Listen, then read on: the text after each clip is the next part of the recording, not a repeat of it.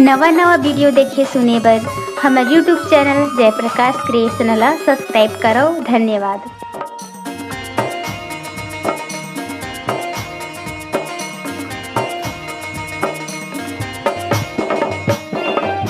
एक बार जोर से ताली होना चाहिए, जोर से ताली होना चाहिए।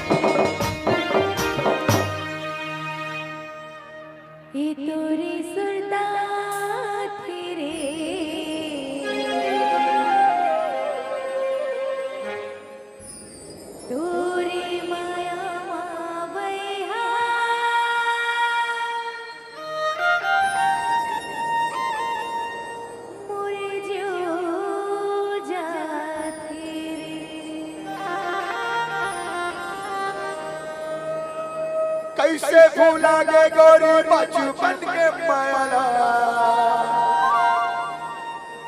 कैसे भूलागे मोर प्यार ना,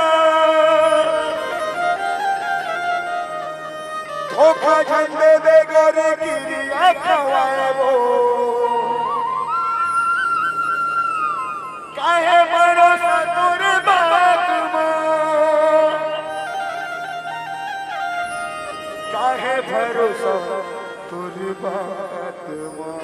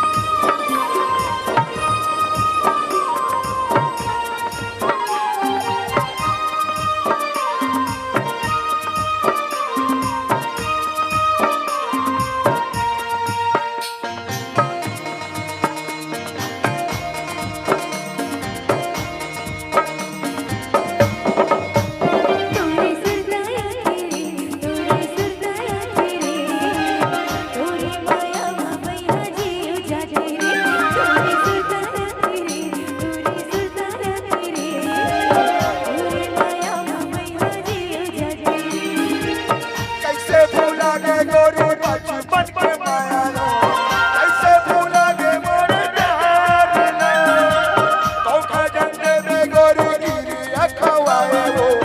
काहे भरोसा तोर बात मां काहे भरोसा तोर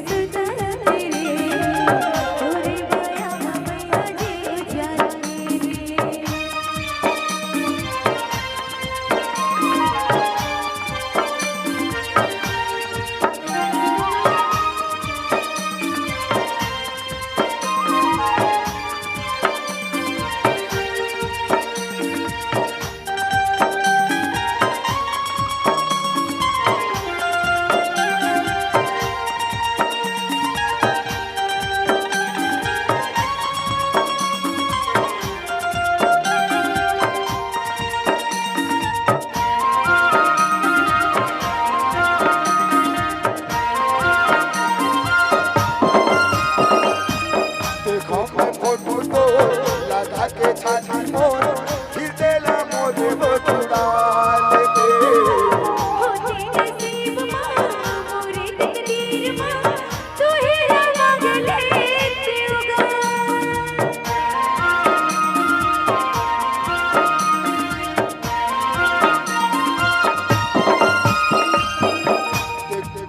देखो मैं फोटो को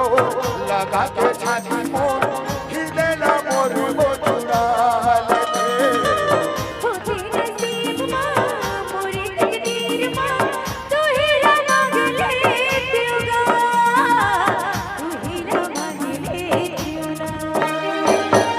कैसे भूलाने गोरी बचपन के माया कैसे भूलाने मोरे प्यार ना धोखा जाते बे गोरी गिरिया खवाए वो काहे भरोसा तोर बात मां काहे भरोसा तोर बात तोरे सुल्ताना तेरे तोरे माया मैया जी जाते रे तोरे सुल्ताना तेरे तोरे माया मैया जी जाते रे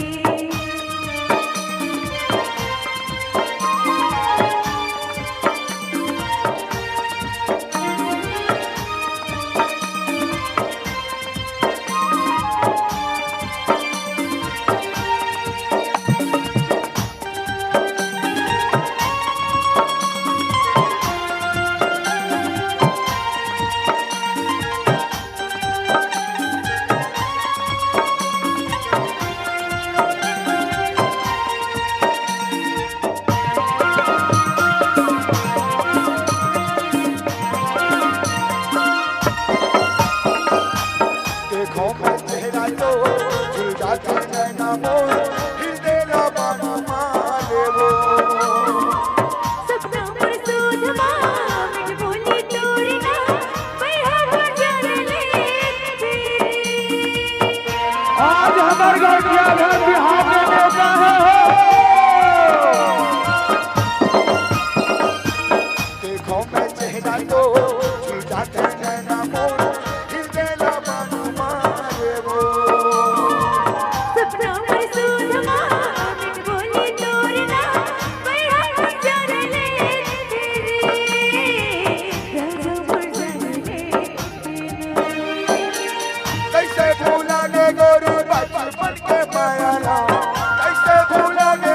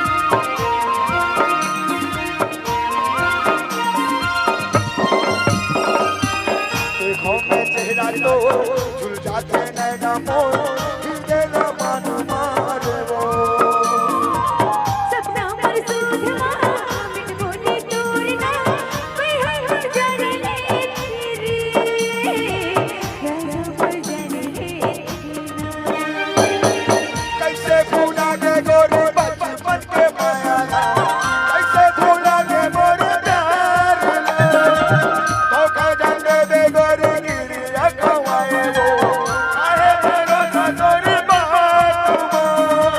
काहे भरोसा तोरी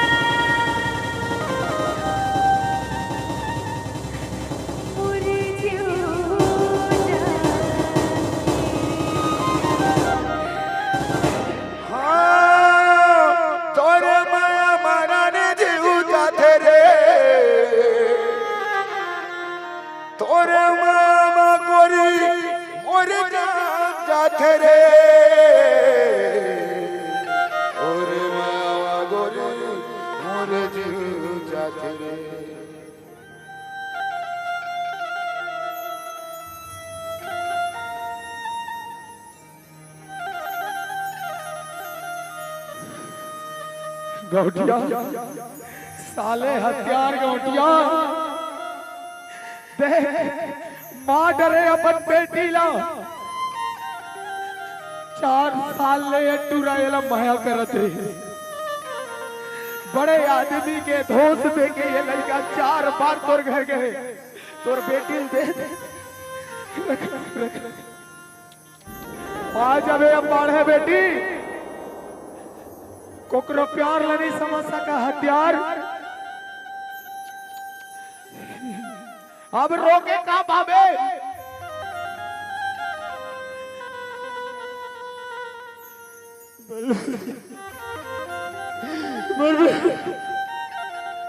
मैं कब माफी मांगने हेलो भाई मैं वो लड़के से माफी मांगा अब माफी मांगे तो का पावे बेटी तोर मर गई अब आ जाए वापस का जा दोनों लेके मत अपनावे गौटिया ये तोर जिंदगी भर के सजा हो गए कोकरो प्यार ल कभी कोनो आंखी मत दिखावे छोड़ावे मत का ये लड़की खुश नहीं पाती दूसर घर में दीदी हो नहीं पाती घुट घुट के रोती अब क्या कर सकते होनी है एक पैसे मृत आत्मा के लिए ताली लगा दो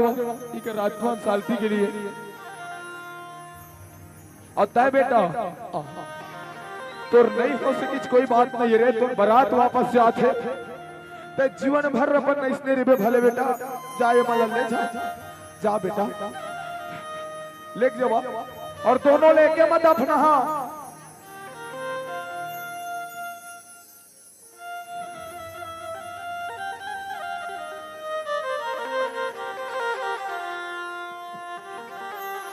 बोल प्यार करने वालों की कोकरो वास्तविक बात है ये प्यार के चक्कर में कई घर के चिराग बुझा जाते कई बेटी पागल हो जाते कई बेटी जहर खा लेते कई बेटा बहुत कुछ हो जाते संगवारी तो कोनो अगर जान से बढ़ के अगर कोई लच्चा है तो कर प्यार के बीच में कभी छोटे बड़े उच्च नीच भेदभाव करके मत आओ अपन जिंदगी में खुश रहे और दूसरा चीज तो मुझे यही कहना है कि कभी भी जीवन में माँ बाप के खिलाफ ऐसा नहीं करना चाहिए। अतका दिल ने पोसे पाले रहते तो माँ बाप के कोई इच्छा रही थे तो कभी ये नहीं करना चाहिए।